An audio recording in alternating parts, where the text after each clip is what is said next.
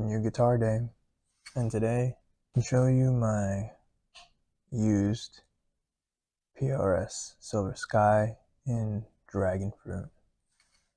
I really like this guitar because I'll show the video of or picture of what I got before, and I really liked that Ibanez S570AH, but it kept going out of tune and it was really hard to keep in tune, and so I needed something a little bit more simple but still had the essence of the Strat. And even though I'll miss the humbuckers in the neck and in the bridge position, I think this will do. This color, you just can't find it anywhere else. I fell in love with rosewood after I got that Ibanez, and I used to be just like only maple guy. I have a G&L Telecaster, the A-Set Classic. I can show a picture here. Well, I really liked it, and I didn't think I'd be a rosewood guy, but here we are. There's just something about it. It gives it a little bit more character, more body, a bit more warmth. And for some reason, I fell in love with this guitar. I always saw videos about it for years and years, ever since it came out. And I'm a John Mayer fan. I'm not the biggest John Mayer fan, but I really like his stuff. And I really like his take on blues, and his solos are just amazing. And the Alicia Keys John Mayer video, you know that one, you know the one. Yeah, somehow I got really lucky with this one because it has the locking tuners, which the SE model actually doesn't have. And so I think the person that I got it from, the previous owner, added that on. Don't get it twisted, I love Ibanez guitars. The AZ models are amazing with the roasted neck, it just looks so good, but this was around my budget. I got it for $520, which it retails for $850, and then the included locking tuners, I mean, come on, like $520 is a bargain for this. And I'm gonna clean it up, put some coconut oil in it, change some new strings, use the regular slinky. It's the 10s, I believe. And because of this guitar, it comes with 10s, and I used to be only a super slinky guy, but this has really changed my opinion. And yeah, I'll show some B-roll here, but the reason why it's at 520 is there's some chips in the back, and the tone and volume knobs are cracked, but you know what?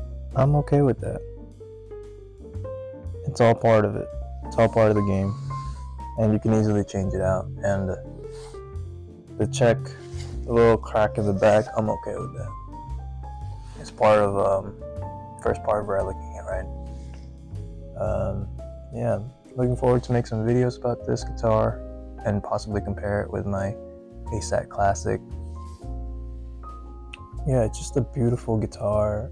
You just can't beat it for this price, you know? I know that there's the Player Series, and I've tried a couple of the Fenders, but and trust me, they were very nice, but just the color, you know? You just can't find this color anywhere else. Dragon Fruit, who would have thought, you know? Shout out to John Mayer. That was a really good idea. And you know, I just wanted a simple guitar, 3 single coil, of course, in regular Strat fashion.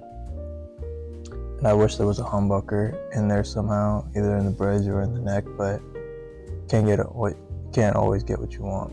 There's a little bit of that 60 cycle hum, but that's okay. I can live with that. And yeah, I mean, just can't go wrong with this guitar. If you're possibly even considering this guitar, or have been putting it in your cart on Reverb and Guitar Center, you know, totally worth it. And speaking of, the Guitar Center at PRS is major. It's huge.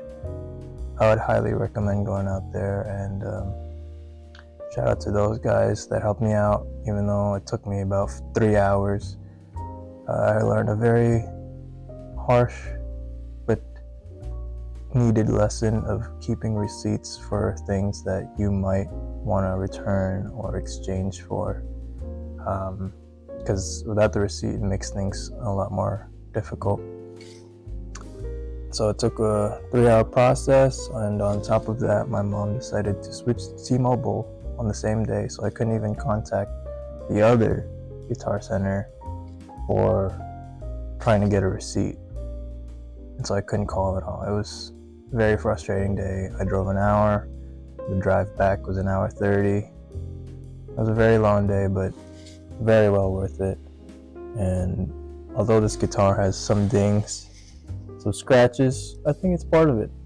I'm okay with that, because there's a lot more pros than cons, and I know that you've known all the specs about this guitar, but just a little rundown. Got the satin maple neck, rosewood fretboard, vintage locking tuners. I don't really like the gray, I'm not gonna lie. Maybe I'll change that color one day, possibly resell the locking tuners, because gray is I'm not feeling it. Everything else I really like. That's the one thing I'll say about it. Most things are made of plastic, but well, can't really complain at this price point. Yeah, the body's amazing. Contours are really nice. And this is the back of the guitar.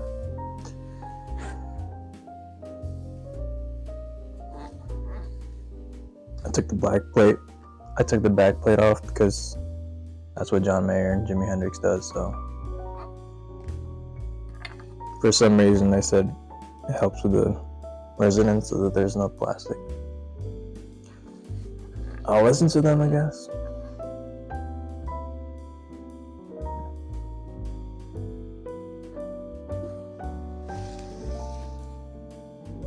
Really nice.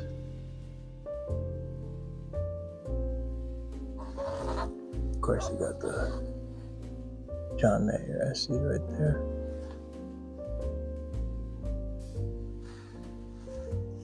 And there's some cracks in there, but that's okay.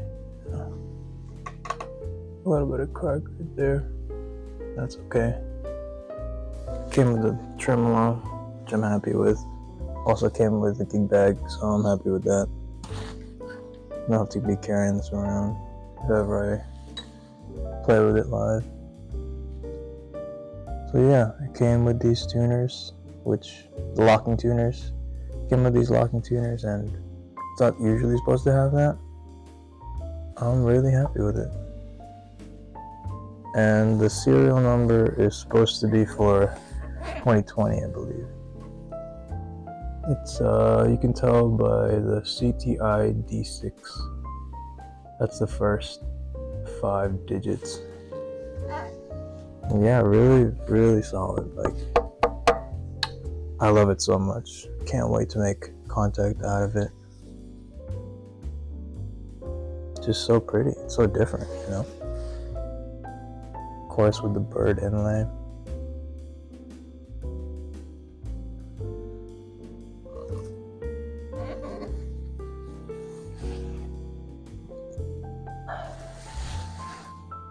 Good way to start the Chinese New Year. Peace.